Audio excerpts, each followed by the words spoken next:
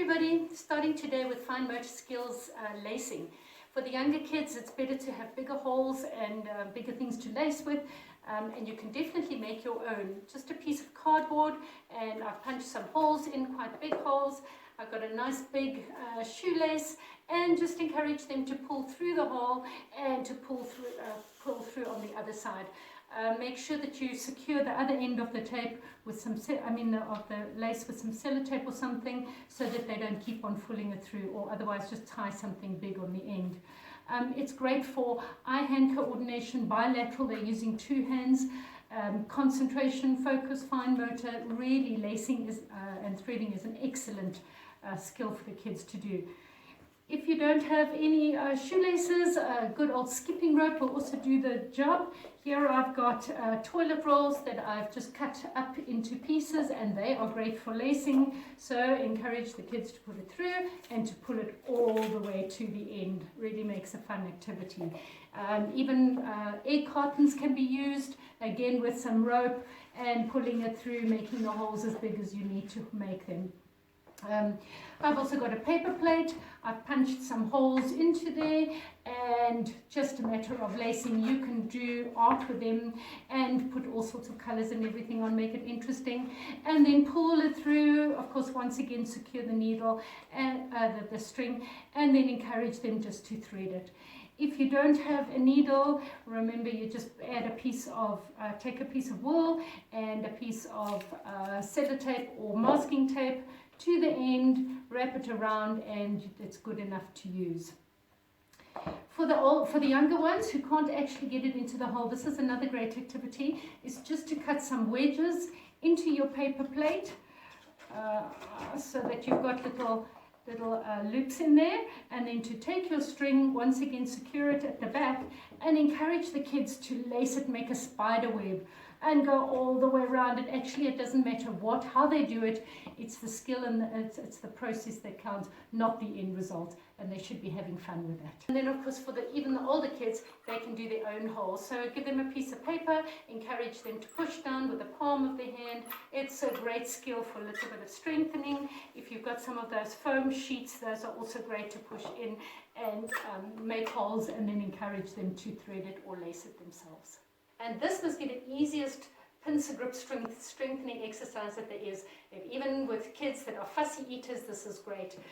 Whatever you're giving them to eat, chop it up into little pieces, give them a toothpick, and encourage them to eat with a toothpick. So some peppers that they can pick. If they're really young, older, they can use the tiny little peas, prick it in, and then eat it. So make it into a game, but make sure that it goes into their mouth. Even nachos they can pick up. It's using that pincer grip, which is excellent for strengthening. And another great activity for fine motor is the good old whisk. Filling it with all sorts of things and encouraging them to pull it through. Even the little babies can be doing this. Great for eye-hand coordination, bilateral coordination using two hands, problem solving, concentration, so many little skills that they're developing by doing this. So I've got little pom-poms, cotton balls that they can pull out, pom-poms. I've even got bouncy balls that they would need to manipulate out of there, and then a lot of them want to put it back in again, which is awesome. I've got, you can stick in some ribbons, long ribbons, which can be pulled, even some material, little socks, whatever you've got that can fit in there is awesome. I've got a pool noodle, which would need to be manipulated, some sponges, and then even some pipe cleaners or straws, which you can really wind around, and they would need to manipulate to get it out. And then for the older kids, even pegs. Put the pegs in, or encourage them to put the pegs in and hook it in. So they would actually need to use their little pincer grips to push it open and to pull it out, and then to push it back in and to clip it on. Great for fine motor skills. And then once they've got that little cotton ball out, you put it on your hand or on their hand and encourage them to blow it. So it's great for strengthening the little mouth muscles for speech, breath control, and even eye movements as they're having to watch the cotton ball. For water play, and this is an activity you can do without water as well. fill it up with water, put in as many balls as you've got, all different ones that sink, ones that float, big ones and small ones, and give them some tongs that they would need to take the balls out and transfer them into another tupper or into another bowl with water. Salad tongs, you can use the big bright tongs which they need to push open and close, and the ones that they have to pull open and close are excellent for gross motor and for fun water play. And to carry on with that one, some more gross motor, sit them on a chair, let them take their shoes off, and then to pick up their balls with their feet and to transfer it into the other activity. Great for strengthening the core muscles, for balancing, and for having great fun. For art, I've got a wonderful scented textured paint that you're going to make. I haven't actually made it, but it is. I will post the recipe on after this. And it's basically just conditioner, the cheapest conditioner you can find, putting it into your little muffin tray, just a little bit, as much as you need, adding some food coloring, and the conditioner is what makes the scent, and then adding some glitter on it, which makes a texture, so that it can become a finger paint, or you can use it with brushes. Such fun, and it smells divine.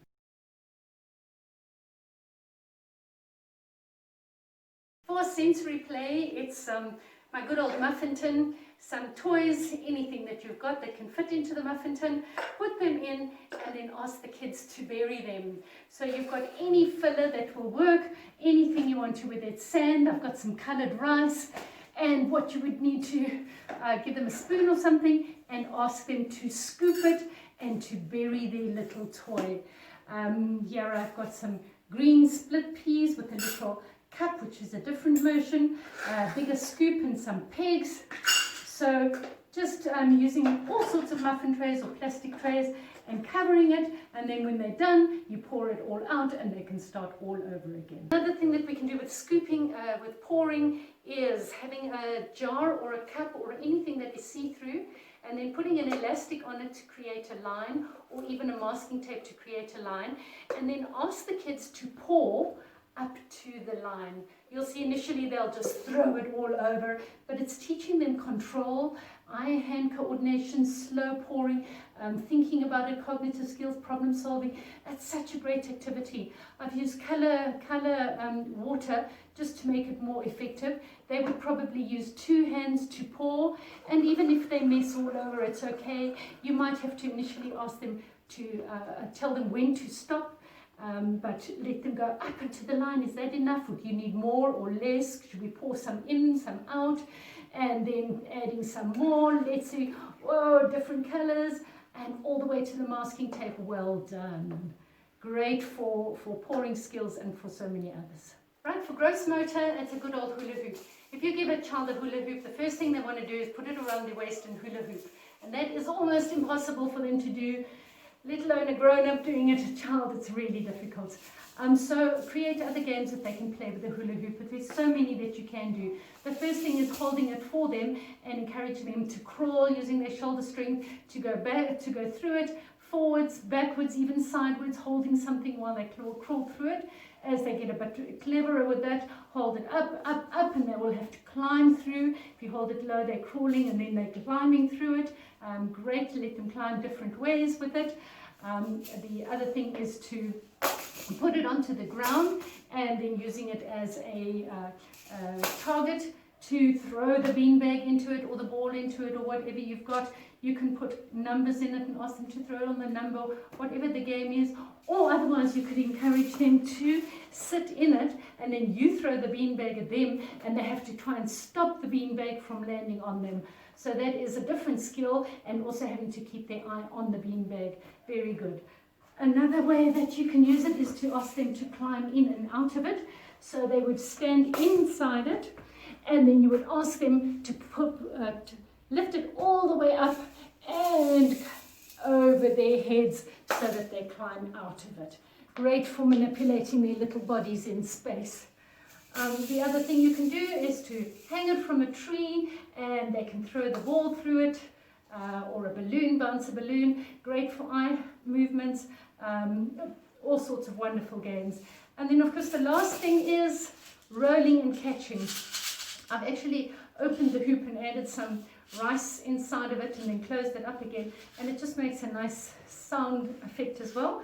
But this is the funnest game that they love, is you sit, roll it for them, and they have to catch it before it actually falls on the ground. You can roll it as far as you can across the grass, and they need to run and catch it before it falls. And that's it. Enjoy!